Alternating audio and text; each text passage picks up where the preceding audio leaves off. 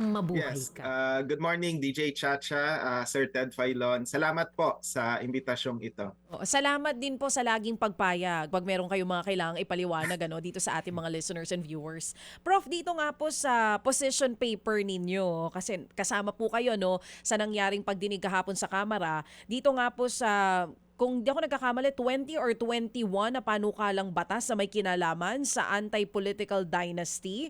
Nagsumiti po kayo ng position paper at may 4 na punto po kayo na binabanggit dito. Ang sinasabi ninyo, kailangan genuine or tunay na batas ang kailangang maipasa at hindi lang basta pangalan at on paper. Kayo na po mismo ang magpaliwanag. Doon po sa mga napag-usapan kahapon, meron po ba kayo kahit isa doon sa nakita na posibleng yun ang gamitin natin o kaya pagsamasamahin natin yung 21 na panukalang batas para makabuo talaga tayo ng isang anti-political dynasty bill na poprotekta po sa taong bayan? Okay, ang normal na proseso naman po sa paggawa ng batas ay i-consolidate talaga yung best features di umano ng mga pending na anti-political dynasty bills. So far, para lang may konting disclaimer tayo, ang napag-aralan namin at yung produkto ng aming position paper ay yung 19 na pending na House bills. Last minute na dagdag yung dalawa, pero pinasadahan naman namin, halos pareho rin naman eh. Kaya relevant pa rin kahit papano yung position paper na sinumite namin. Basically, ang 4 na characteristics na nakikita naming dapat na siguradong maisasama sa genuine anti-political dynasty law. Una, gaya ng nabanggit ninyo, sa saligang batas naman, wala namang sinasabi na national, pwede, regional, or local, hindi. Basta ang punto naman, dapat i-prohibit yung political dynasty, period. Ang kailangan lang i-define ay paano mo ba bibigyang kahulugan yung political dynasty. Yun yung unang punto namin. Yung fourth degree of consanguinity, which is common sa maraming mga sa nakapending na bill ngayon, katanggap-tanggap po yun. Merong iba kasi hanggang second degree lang, magandang isagad na natin sa fourth degree. Pero ang realidad din naman sa ating mga politiko, dapat ikonsidera din natin.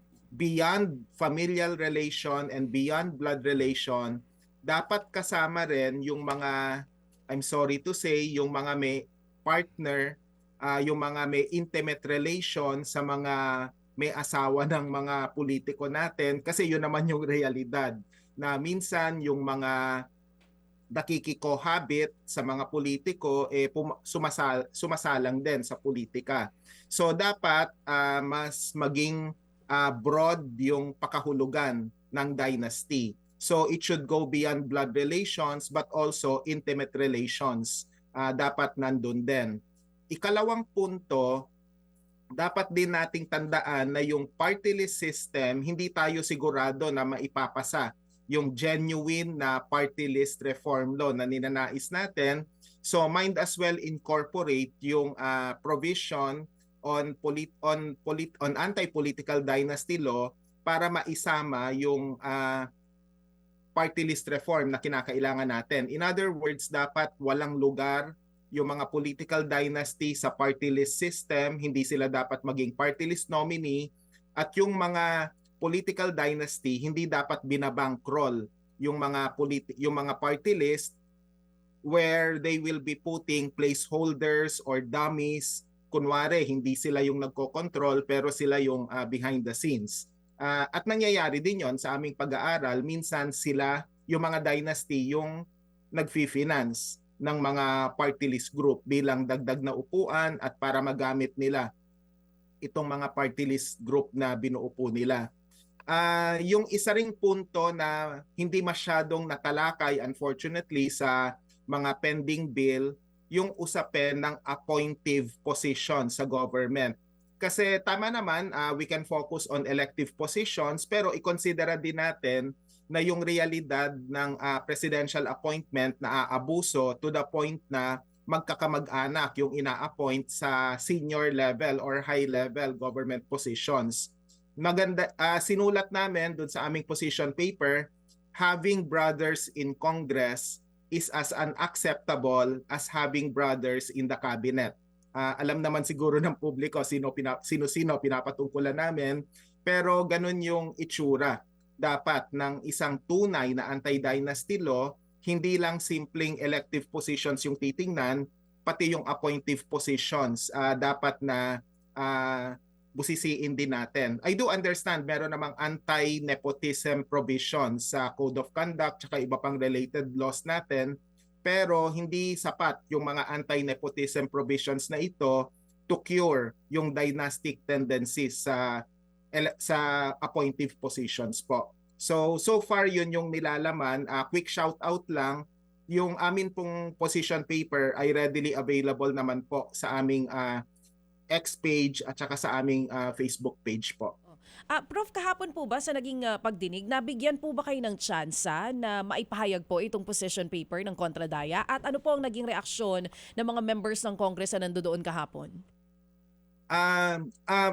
Mabilis na disclaimer lang, ang kinatawan po ng Kontradaya kahapon ay si Rochelle Porras, isa po sa aming convener, and she did a good job explaining hindi lang yung mismong position paper ng Kontradaya, kundi yung kahihinatnan ng mga manggagawa kung hindi maipapasa yung anti-political dynasty law. Kasi si Rochelle ay kumikilos din sa hanay ng mga manggagawa bilang opisyal ng ILER at saka convener ng We Watch na workers election watchdog din po na nakapaloob sa Kontradaya. Ngayon, yung tanong po ninyo, medyo minadali yung presentasyon namin kasi we were second to the last to speak at medyo nagmamadali na yung mga kongresista kasi magse-session na sila. Kaya naipahayag namin yung aming saloobin, mabilisan, pero hindi na nagkaroon ng pagkakataon for question and answer. Yun din pala, DJ Chacha, kunin ko na rin yung pagkakataon para manawagan sa Kongreso. We do understand that much of the focus was on the legal aspect of the pending anti-political dynasty law, pero sa mga susunod na pagdinig, sana po bigyan ng tsansa yung yung mga CSOs at saka mga NGOs para magbigay ng kanilang saloobin din, at mas mahaba po sana yung talakayan. Kasi lalo na sa sitwasyon na ang pinupush ng Kontradaya, among many other provisions, would be yung usapin ng elective positions na dapat saklawin ng anti-political dynasty law. Kasi tama naman na mag-focus sa elective position, pero dapat may konsiderasyon din tayo sa appointive positions din po. Okay, sige. So for clarity lang ha, and Professor, for clarity lang, ano ang inyong version? Kumbaga, sa inyong ipinapanukala, ilan ang pwedeng manungkulan sa gobyerno? Elected muna po tayo, national o local? At ano ho ang degree ng consanguinity o affinity, para klaro? Okay, para klaro po, gaya ng nabanggit kanina, 4th degree of consanguinity, tapos isa lang. Yun din naman yung nakasaad po sa saligang batas at yun yung implied roon Hindi na tayo dapat mag-hair splitting argument pa kung dalawa ba o mas marami pa. Dapat isa lang. Kasi yung usapin ng equal opportunity, posible yan in an ideal setting na meron kang demokrasya na may sense of delikadesa yung mga politiko, tapos yung political parties are defined along ideological lines. Kaya nga sa ibang mga bansa, totoo naman walang anti-political dynasty law kasi more or less, of course it's far from perfect, pero nagwo-work naman yung kanilang party system na napaka-ideological, malinaw yung pagkakaiba. Okay. Sa atin iba masyadong personality-oriented, kaya dapat isa lang. Okay? Sorry na pahaba yung explanation, pero yun yung sagot po namin. Para malinaw, Prof, itong ating usapan. Kasi nga, napakainam po na muling ilagay sa period ng debate itong isyong ito, nang sa ganun po malaman ng ating mga mambabatas kung anong damdamin ng mga tulad po ninyo at tulad natin, mga mamamayan. Okay. So sa kanila, isa lang. So kung presidente na yung yung tatay o kapatid, wala nang iba na pwedeng Yes. manungkulan. Okay, kahit nasa Yes. barangay. Opo, tama po Okay, kayo. sige. Barangay party list kasama Party list. na. Kaya Okay, sige. isa lang talaga, Okay, isa sige. lang. So kumbaga, kung senador na tatay mo, wala ka ng anak na congressman, asawang congressman, o kaya naman, Yes. opo, yun ang sinasabi po ninyo. Opo, Tama? Okay. tama po. Okay, kasi nga, yun po basically nga, ang spirit and intent ng ating saligang batas, no? Maaari sabihin, sa ibang bansa mauunlad, doon wala silang ganong batas eh. Di ba? Si George Bush. Exactly. Anak niya, Bush din, naging presidente, etc. Pero sabi nga niya, kasi doon kahit papaano may delikadesa. Kasi po sa atin dito, ang delikadesa po, hindi nabibili sa Shoemart. Yeah, joke. Yeah. Okay, Hindi, ganito. tsaka wala yata sa bokabularyo nila Okay, ganito. yung Sige. delikadesa. Opo. Ako ho naman, ang sa inyo po kasi ay kumbaga, ano na ito, no? Tawag dito. Kumbaga hardcore. May mga sabi nga to be more realistic. Ito ho, Yes. ano, si Ginoong Erice, maganda rin ang kanyang panukala. Sabi niya, maging realistic tayo dito para makalusot ito. Sabi niya, kahit dalawa lang. Kung meron isang national, isang local. At saka second degree ang papayagan dito. Pwede yung asawa, senador yung tatay, congressman yung anak. Kumbaga, senador yung tatay, gobernador yung asawa. Pwede pong ganon. Dito ho talagang tingin po ninyo, hindi na ito katanggap-tanggap para sa inyong grupo. Tama po 'yon. Hindi po katanggap-tanggap kasi usapin ito ng hindi lang delikadesa kundi hindi pa equal opportunity dapat maging equity, may sense of equity sa ating election system. Bakit natin ide-deprive yung mga tao na kaya namang manungkulan pero limitado yung rekurso at walang pamilyar na apelyido, hindi sila nabibigyan ng kaukulang tsansa. Tapos, let's not give the wrong message to our children and to the youth na yung mga pamilyar na apelyido lang yung may capability to govern. Una sa lahat naman makakaya At yung paglilingkod bayan, hindi dapat dinedefine lang sa apelyido. Ulitin lang natin Sir Ted, even at the risk of sounding like a broken record, totoo naman, kokonti lang yung mga bansa na may mga anti-political dynasty law, nakakonsentrate sa Latin America. Tapos sa Mexico, sa 2030 pa ipapatupad yung some semblant of anti-dynasty, pero may kinalaman pa sa dynasty succession, yung bawal yung sunod-sunod, hindi pa yung sabay-sabay. Pero ulitin ko lang, dito kasi sa Pilipinas, we defy all political theories or even economic theories that are available In fact, kahit nga sa ekonomiya, yung mga kilalang ekonomista tulad ni Simon Kuznets na napaka-establish ng teorya niya sa development, hindi sinusunod sa Pilipinas Technically, we should be post-industrial now, pero batay kay Kuznets, pero hindi nasusunod kasi we defy the basic precepts. Kaya hindi po pwedeng sabihin na porke mayorya ng mga bansa walang anti-political dynasty law, we can come up with no political dynasty law at all or something that is watered down, yung binanggit ninyo, hanggang 2, hanggang 4, second degree, fourth degree of consanguinity. Ang bottom line dito, we have to follow kung ano nakasaad sa saligang batas at doon wala namang sinabi na we have to limit. Hindi limit prohibit ang ginagamit na termino po sa saligang batas. At alam naman natin yung translation ng prohibit sa wikang Filipino, ipinagbabawal po. Okay. Opo. Sige. So dito po sa inyo, again, para mas klaro, sa inyong panukala, isa lang ang manunungkulan, elected of public official sa 50 posisyon sa gobyerno. Pero Tama po. pero hindi na kayo magbabawal kung yung gobernador na nanay ay nananalo, nakatatlong term na at tatakbo naman si mister o yung kanyang anak sa posisyon. Hindi kayo nagbabawal doon. Okay, kasama rin po yon sa ipinagbabawal yung usapin ng dynasty succession. Paumanhin kung di ko nabanggit yon sa position paper kanina. Go ahead. Pero yung ibig sabihin po kasi ng dynasty succession, pag natapos yung termino ng isang tao, yung kamag-anak niya, hindi siya yung pwedeng pumalit o humalili. Kasi yun din yung kalakaran ng ibang mga dynasty. Minsan hindi sabay-sabay, pero sunod-sunod. Kaya ang ayaw natin na mangyari, hindi lang yung sabay-sabay na tumatakbo at nananalo, kundi yung sunod-sunod na pag-upo sa Okay. pwesto. Yan. Yes. Sorry po hindi malinaw kanina, Hindi, pero kaya nga. buti na lang nilinaw po Alam niyo ho, ninyo. napakainam mga nito. Klaruhin natin, di ba, Tsa, para maintindihan natin itong isyong ito, maunawaan po natin ng lubos. Dito po ngayon sa sinasabi ho naman ng version nila Speaker at nila Congressman Sandro Ah, Marcos. Opo, binasa ko po yung provision, di ba?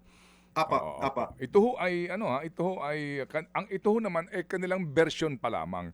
Ano ang take niyo po naman dito in summary? Naglabas na po kami ng hiwalay na pahayag tungkol sa House Bill number 6771 na pinatutungkulan po ninyo.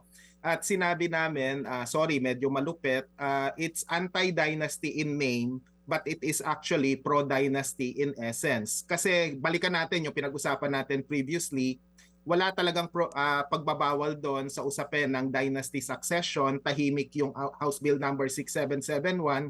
So in effect, tinotolerate niya yung dynasty succession. That makes it unacceptable. What makes things worse is may limitasyon sa dynasty pero defined lang per legislative district, per provincial area, among many others. Pero pwedeng magsabay-sabay na tumakbo, hindi lang sa usapin ng national at saka local. In fact, may implication pa nga na minsan may mga dynasty kasi hindi lang isang probinsya o isang baluarte yung kanyang pinanghahawakan, kundi iba pang probinsya. So kung ipapatupad yung House Bill 6771 as a law, posible pa rin mamayagpag yung mga political dynasty. Posibleng sasabihin ng tatay o anak, doon ka sa kabilang probinsya, magkaroon ng residence para doon ka tumakbo. Tapos sabay-sabay tayong magdo-dominate.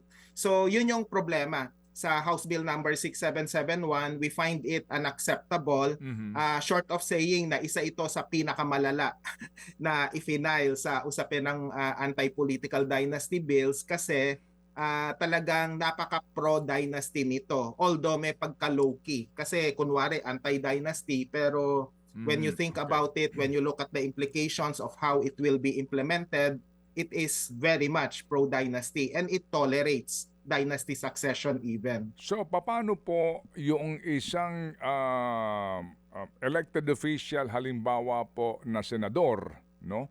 Apo. Kung natapos na siya sa kanyang term o kaya nag-re-elect siya, pagkatapos po ay natalo siya, paano po kung sakasakali na ang gusto ho naman pumalit ay kapatid o asawa? Sa inyo pong version, as in, bawal din po iyon? Okay, linawin natin. Natapos na yung kanyang termino, tapos hindi na siya pwedeng tumakbo. Ang Tatakbo yung tina-target kapatid. na papalit, Yung yung kapatid, hindi po pwede yon kasi Okay. that would be dynasty succession already. Okay, sige. Walang problema sa usapin ng re-election. Halimbawa, tatakbo siya at eligible pa siya para tumakbong muli, hindi po problema yon kasi nasa alituntunin naman yon ng ating election law. Ang iniiwasan natin dito, Sir Ted, yung succession up to the 4th degree of consanguinity po. Okay, so yan po ay sa lahat na po na posisyon, ano po, ang kaninyo, yung Opo. succession. Pero kung ito Tama kung itong dating gobernador naman, na nakatapos ng kanyang term ay tumakbong vice governor, pwede yon. Actually, that's part of gaming the system. Medyo nakasimangot naming tatanggapin yon. Kaya lang, technically legal po siya. So, wala Okay. po tayong magagawa, Oo, unfortunately. kasi nga ang gusto ho talaga nila dito is total eh. Meaning, yung equal opportunity as in equal opportunity, iba naman kumbaga. Pero pwede Tama ho ba po. na magpalipas ako ng aking term as senator, magko-congressman naman muna ako. 3 years. Pagkatapos ko ng 3 years, bibigyan ko ng franchise yung anak ko. Hindi. Pagkatapos ko ng 3 years, tatakbo naman akong senador ulit. Kung mag-isa ka lang po, tama po kayo, nakasimangot nating tatanggapin yon sapagkat hindi siya nagba-violate sa sa genuine na anti-political dynasty law kasi ikaw lang yung tumatakbo, mag-isa ka Okay. lang na tumatakbo. Okay. Ano po ang inyong katwiran o salag naman sa kaisipan na mahusay na lingkod bayan yan gusto ng tao yan ba't mo naman pipigilan yung tao na ihalal siya? Hindi ba? Mahal siya ng tao at napatunayan ng tao ang galing niya maglingkod. ba't mo naman siya pagbabawalan? O yung kanyang asawa o yung kanyang anak na maglingkod, inihahalal naman sila ng ating mga kababayan. Alam po ninyo sa monitoring namin sa mga nakaraang halalan, ang mga nahahalal, hindi naman natin nilalahat, pero may mga nahahalal na bunga ng pandaraya hindi dahil mahal sila ng sambayanan.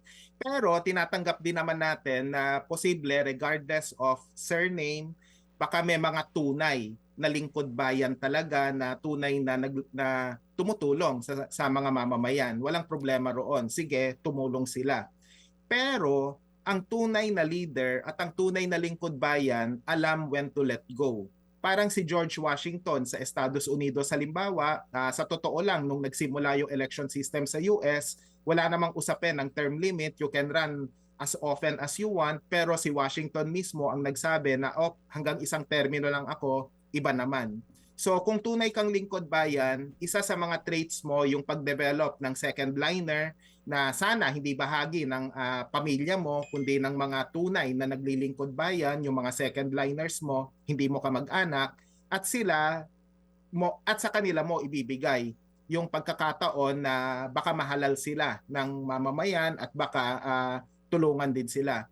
Alam mo Sir Ted, there's nothing that prevents everybody, including members of the political dynasty, to campaign for whoever they want to succeed them. Minsan nga yung mga incumbent ina-anoint na nila yung yung mga papalit sa kanila. Pero itong genuine anti-political dynasty law na ninanais po natin, gusto nating iwasan yung feudal relations na mamayani sa iba't ibang bahagi ng bansa. And by feudalism, we mean yung usapin ng patronage brought about by yung family members seeking elective positions or even appointive positions as a birthright, as if hereditary entitlement mo yon.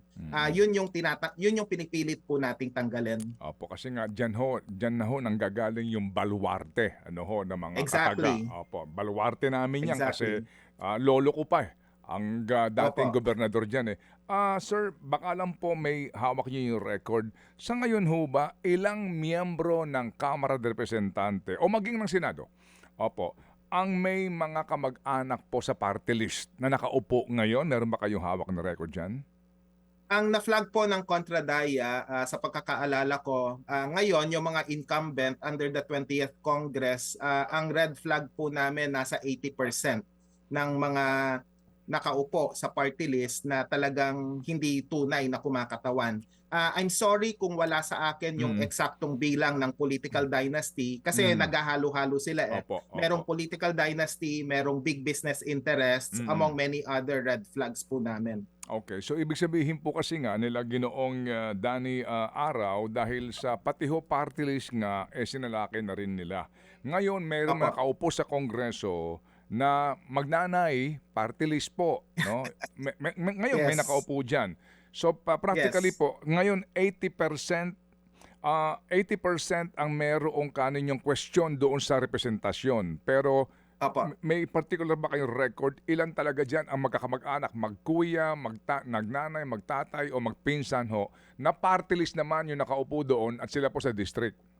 I'm sorry, babalikan ko po Okay, kayo sige. tungkol diyan kasi wala yung data ngayon sa akin. Opo. Pero yan po, kasi nga din po, ang pinag-uusapan nga natin dito, paano pa yung equal opportunity kung pati po party list kaya nilang manipulahin kasi may specific kapag may baluarte ka, so makakakuha ka na ng enough votes to get one seat. So Apo, kontrolado tama mo po na dyan. yan. Kung bumibili ka ng boto as governor o congressman, sasabay ko na yung party list.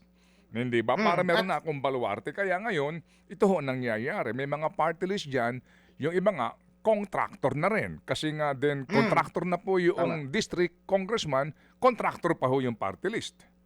Opo, tama po yon. At para sa kaalaman din ng mga kababayan po natin, yun yung dahilan kung bakit yung more than 100 na party list group, hindi tayo masyadong familiar sa kanila kasi yung iba sa kanila hindi na nangangampanya. Or kung nangangampanya man, dun sa baluarte na lang nila.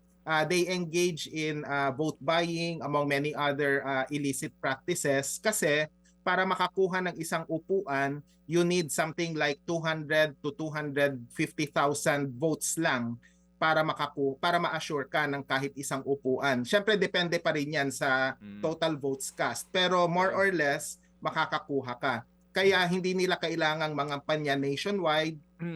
Kaya nga in terms of the grander scheme of things, para sa mga political dynasty, parang isa ito sa mga murang pamamaraan, relatively speaking, at one of the cheaper ways para makakuha ng isang upuan po sa sa House of Representatives. So magandang punto po 'yon. Opo. So ngayon po, Sir Dan, ano po ang inyong masasabi po sa ngayon pa lang sinisintensyahan na po yan, hindi yan papasa. In the Senate, mukha pong hindi rin po ito lulusot. Kasi po Apo. sa kadahilanan na may mga kamag-anak po naman sila. Ano po, na nakaupo o gusto pa rin pong umupo at mukhang hindi pwede yung talagang, kumbaga ito yung pure, ito po yung ideal isa lang, isa-isa lang. Opo, well, hindi daw ito lulusot. Hindi naman po porke sinasabi ng ilang mga kaibigan natin, mga kaibigan, nakakausap din naman natin sila na hindi raw lulusot ay uurong na tayo. Siyempre tuloy pa rin yung laban, and I do understand ang susunod na public hearing sa House of Representatives will be on February 10. Ang panawagan natin sa mga kaibigan natin sa House of Representatives, sana bigyan ng pagkakataon yung mga CSOs, election watchdogs na mas palalimin yung diskusyon tungkol dito, para sabihin to drive home an important message na dapat sundin natin yung nasa saligang batas, and let's not engage in hair-splitting arguments kung ilan ba talaga dapat yung mga dynasty na mga kandidato na pwedeng manalo sa isang halalan. Hindi po dapat ganon yung usapan. Dapat pinagdedebatihan natin bakit siya kailangan bang saklawin hindi lang elective positions kundi appointive positions. Bakit ba mahalaga na ipagbawal din yung dynasty succession? These are the core principles that we need to talk about. And siguro ngayon pa lang, I'll make myself available. I'm saying this exclusive ngayon. Initially, sa Ted Filon at DJ Chacha, I was not available yesterday. I promise to make myself available even if it means skipping my class here in UP. Pupunta na po ako sa House of Representatives kung magbibigay po ng imbitasyon para po once and for all mapag-usapan na po natin ito ng malaliman. Bagamat yung ilang mga convener namin are more than capable of defending our position, just like what Rochelle Porras did. She did a good job yesterday po. Okay, so Cha, naliwanagan tayo ng husto dito sa isyong ito. Meron ba bang karagdagang Yes, tanong? may pahabol ako. Prof. Sige. Danilo Araw, Sige lang, ayaw sige lang naman po. naming maging negative agad dito, no? Sa pinag-uusapan dyan sa Kamara na anti-political dynasty law. Pero kanina, binabanggit nyo rin, nasa konstitusyon na yan, pinagbabawal naman talaga yan. May binabanggit din kayo sa position paper ninyo. Even before, may anti-nepotism prohibition naman na, no? Sa ilang mga batas natin. Pero hindi naman po kasi nasusunod eh. So, may patutunguhan Yes. po ba ito? O ito'y pampapogi lang nila, ine-eme lang nila tayo, chinacharot-charot nila tayo? Saan po ba talaga ito papunta? Alam mo yung medyo kaibahan dito, DJ Chacha, unlike in the past, ngayon we have the remarks of the President and the current House Speaker saying na priority nila yung anti-political dynasty law. Siyempre yung pagtingin ng ibang mga tao, maglalabas sila malamang ng isang watered down version para lang yung nabanggit mo, chika-chika lang, eme-eme lang, on paper anti-political dynasty, pero in essence it will be pro-political dynasty. Posibleng mangyari yon, don't get me wrong. Pero with public pressure on hand, with both of you na parating maingay, mas maingay pa kaysa sa kontradaya sa usaping ito, tingin ko public pressure works wonders with regard to coming up or crafting a genuine anti-political dynasty law.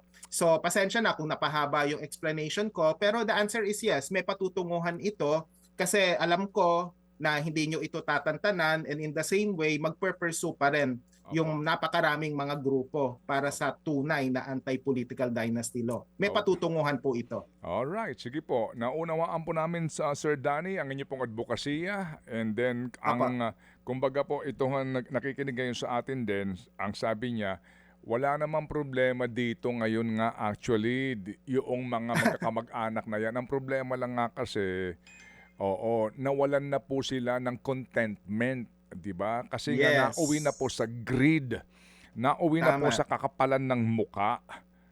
Alam niyo ho yun, dahil nga pwede ito, ito pa, hanggang party list sinagasaan na nila. Walang delikadesa. Exactly. Di ba? Oo, Ito ho yun, oo. Sir Dan, di ba? Ang sabi ho ng ating nakapakinig dito ha, sa kanyang pag-aanalisa, nasa dignidad at kahihiyan ng mga politiko yan. Walang delikadesa, Yun po, sabi nga sinasabi ni nila. Prof. Sir Danny, ano ha? Sige. Masakit Dalhan mapakinggan. natin ng regaluhan po natin ng diksyonaryo yung mga kaibigan yung ilang kaibigan natin sa House of Representatives pagpunta ko po roon. Yon, magandang idea yon. Magdadala ako ng diksyonaryo po. Sige po. Salamat, Sir Danny. At kami po ay kaisa po ninyo sa advocacy yang ito. Sa provision po na nagsasabi, dapat po ay meron po may equal na oportunidad ang bawat Pilipino na maging lingkod bayan. Salamat, Sir Danny. Mabuhay. Maraming salamat, kontradayang pagbate. Mga kapatid, brothers and sisters, saan ka pa? Dito na tayo sa totoo. Dito na tayo sa True FM. Mga kapatid, mag-subscribe and follow po kayo sa social media accounts ng True Network PH. Yan po kami. Hanapin nyo lang True Network PH, Facebook, Instagram, YouTube, TikTok, and podcast. Mapa Apple or Spotify man yan, mahahanap nyo kami. Lahat ng mga napapanood at napapakinggan nyo po sa programa, nasa social media accounts namin yan. So, paano mga kapatid? See you sa social media! Dito tayo sa totoo, tunay at tapat.